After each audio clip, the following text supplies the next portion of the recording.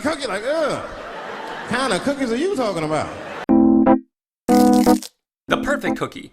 Does it exist? Well, I believe it does, but it's all a matter of figuring out exactly what makes the perfect cookie, and I've broken it down to 3 factors. The first thing, it's gotta have that crispy, chewy outside, man. You gotta be chewing into this thing like a bubble gum. No, the in between a bubble gum and like tahini sauce or something like that. That nice meaty middle ground, you gotta have that all over the edges. But then, you got the second stage, and the second stage is it's gotta be soft. We're talking softer than me whenever I see a 3D woman, right? And it's also a transitional period. So you gotta have the crispy, crispy, crispy, and then it transitions into the soft and gooey, gooey. And of course, the biggest factor of all, it's gotta have hella chocolate chip distribution. When you bite into a chocolate chip cookie, you gotta be getting chocolate chips in every single bite. Not some of the bites, not half the bites, every single one. Your mouth has gotta be full of more chocolate than a Jada Fire video. I was speaking to a couple of my homies up in Jersey, and they told me this stuff right here, this Tate's Bake Shop from Southampton, New York.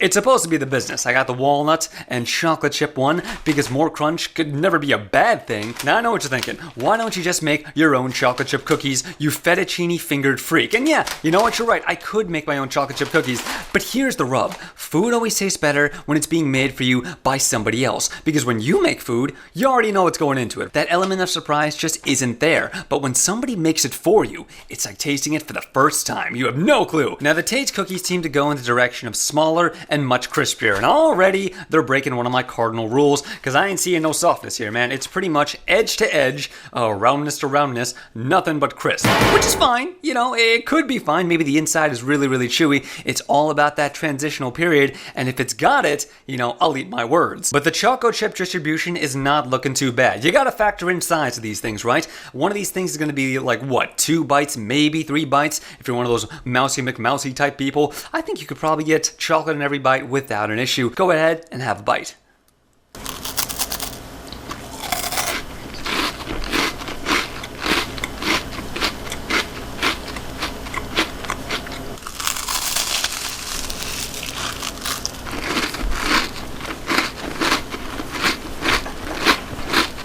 It's all chewy and no gooey. Did Richard Stallman make this? What's going on? The Tate's Bake Shop hits 2 out of 3. The chocolate is fantastic. This is a very nice, delicious cookie. You're going to be getting chocolate in every bite, and it's going to be crispy from the outside all over. But the inside is where it really starts to fall apart, because you don't have that sweet texture change up. The reason that a chocolate chip cookie is so good is because it offers that varying texture. And honestly, I don't really know if that's possible to get from something that's already pre-made. You probably have to go and make it fresh or something, but there's a way. But this doesn't really hit that echelon. And as such, it gets a, what is a 2 out of 3? Is that like a 65? Is that a D? It gets a D. Also, dude, it is messy as all hell. I took 1 bite out of these cookies, 1 bite, and I'm left with the shattered pieces of my former life. You gotta think the whole thing in your mouth. Like, you cannot leave any of this stuff laying around. It's all or nothing. Otherwise, you're gonna be left with a bit of a mess on your hands. Good stuff, but it ain't perfect. I needed to know she loved me.